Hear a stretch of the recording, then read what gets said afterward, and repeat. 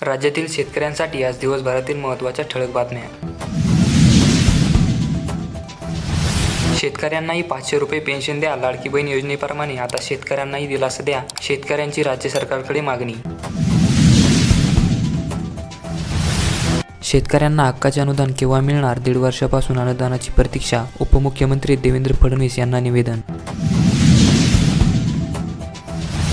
राज्यात पावसाचा जोर कायम. पुणे साताऱ्याला आज ऑरेंज अलर्ट. नाशिकमध्ये गोदावरी नदीला पूर. गंगापूर धरण भरले 80%. नदीकाठच्या गावाला सतर्कतेचा इशारा. अतिवृष्टीच्या पार्श्वभूमीवर सतर्क रहा. मुख्यमंत्री शिंदे यांचे प्रशासनाला निर्देश. सैन्य दलाची मदत घेण्याच्या सूचना. एकेरी भाषा महाराष्ट्राच्या सभ्यतेला न शोभणारी. विरोधकांनी उपमुख्यमंत्री देवेंद्र फडणवीस यांचे पुस्तक वाचावे. माधव भंडारी यांचा उपरोधित टोला. ठाकरेंवर केली टीका. चिवस पिकांची खरेदी MSPवर करणार. हरियाणाचे मुख्यमंत्री नायब सिंग सैनी यांची शेतकऱ्यांना मोठी भेट.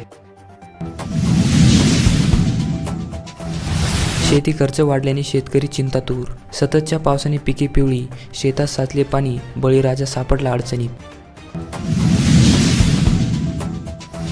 भक्तांच्या सोयीसाठी नागनाथ संस्थान सज्ज.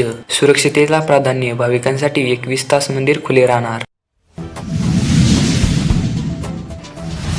राज्यात अतिवृष्टीमुळे बळींची संख्या 110 वर तर जखमींची संख्या 163. 10 जण बेपत्ता. मुलांसाठी ठाकरेंनी दिशा सालियन योजना राबवली. माजी आमदार किरण पावसकर यांची पत्रकार परिषदेत टीका. कडा येथे दूध भेसळीचा काळा धंदा. 13,000 किलो पावडरसह केमिकल जप्त. तब्बल 36 वर्ष लोटूनही नुकसान भरपाई नाही. माढा प्रशासनाच्या निष्क्रियतेवर उच्च न्यायालयाचे ताशेरे. नियमांना सर्रासपणे दिली बगल. लाडक्या बहिणींसाठी पोस्टातर्फे उपक्रम. 3 दिवसात मिळणार प्लास्टिक पाकिटातून लाडक्या भावाला राखी. मुळा धरण 75% भरल्याने शेतकरी झाले खुश. 41,000 क्युसेक पाण्याची होत आहे विक्रमी आवक. पीक कर्ज न देणाऱ्या बँकवर कारवाई करण्याची मागणी.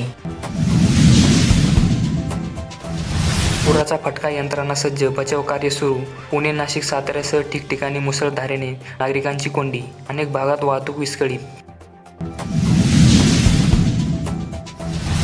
KPIची 32,365 कोटींची गुंतवणूक. ऑगस्ट महिन्याच्या 2 दिवसात काढले 1,027 कोटी रुपये. सरकारी पेट्रोलियम कंपन्यांचा नफा घटला. विक्रमी लाभानंतर पहिल्या तिमाहीत 90% तोटा. मुख्यमंत्री कार्यालय बॉम्बने उडवण्याची धमकी. अल कायदा ग्रुपच्या नावाने ईमेलवर आला मेसेज.